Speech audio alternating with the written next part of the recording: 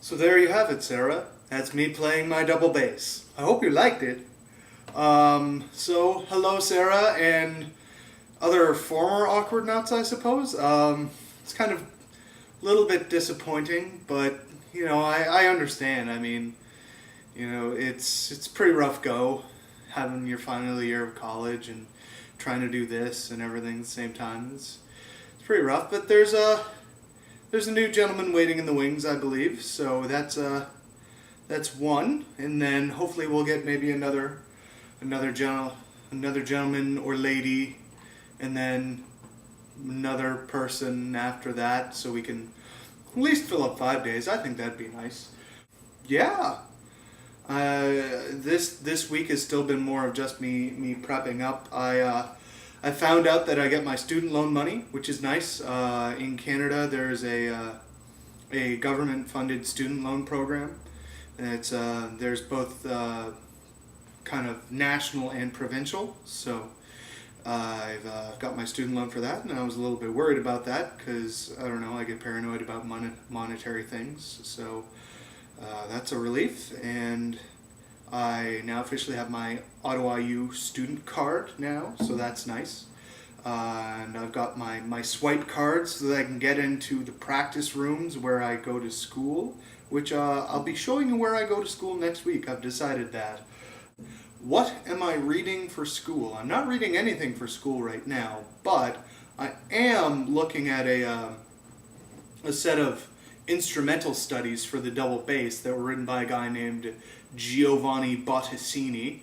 So I've got a method book from him that I'm just kind of working through. Plus I'm doing some exercises and stuff for my bow hand and my left hand, try and make them all nice and stuff. It'll be good times, and it'll make me. It's a lot of really basic stuff that'll make me a lot better as a player later on. So long story short, when I started to go to college for music, I had actually never played the double bass before. I was an electric bass player, but I went to a college program that tends to focus on almost being like a pre-university kind of a program. So you go there and you gain the skills that you can go, and after you're done you could get into a university. So that's it's been good news for me.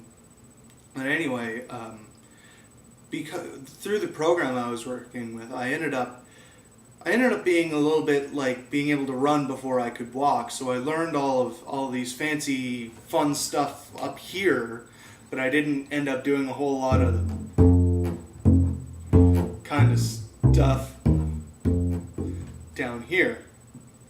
Learning, proper hand positioning and when to shift, where to shift, all this sort of stuff. It was less of a concern at the time, because the concern was, get you up to a level where you can get to someone who can really, break down what you're doing and show you a really, really solidify your technique.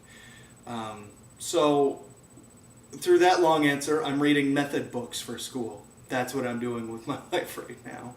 Are my nerdy interests?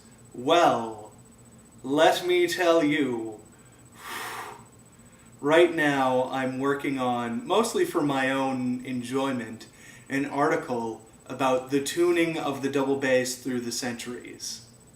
And if that doesn't sound dry enough, I'm breaking it into the different countries and what their cultural variations on the tunings were. And, big composers and big players from the times. So, absolutely riveting to me, dull as all get out to most people. So that's most of my nerdy interests focus around music. I do like to read things like I read a lot of fantasy novels.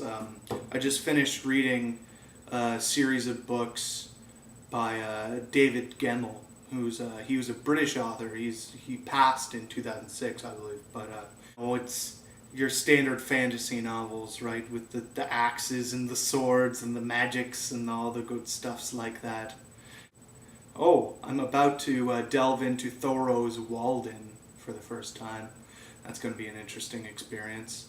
I'm hoping I enjoy it. Yeah, that's pretty much where I'm at right now. See if I can think of something to ask you. What do you like the most about what you're studying at school? And what inspired you to study what you're taking at school? I think those are two good questions. All right, so until next Wednesday, I shall see you. We are the Awkward Knots.